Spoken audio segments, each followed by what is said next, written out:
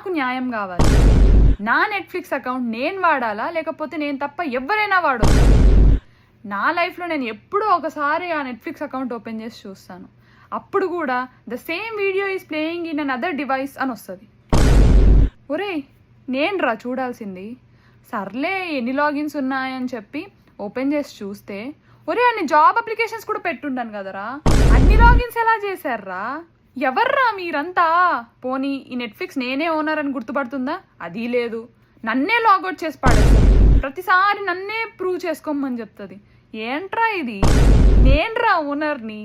నా ఫ్రెండ్స్ నేను బాగున్నానా అనేది పక్కన పెడితే, నెట్ఫ్లిక్స్ పాస్వర్డ్ చెప్పు, పాస్వర్డ్ చేంజ్ చేసావా? నెట్ఫ్లిక్స్ కోడ్ చెప్పు, నెట్ఫ్లిక్స్ పేమెంట్ చేయలేదా? పేమెంట్ లేట్ అయింది.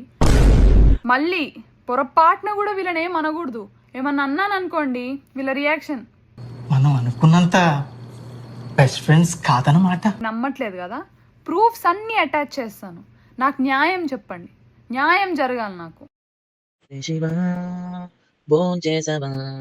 భోంచేసిన చేత్తో కాస్త నెట్ఫ్లిక్స్ పేమెంట్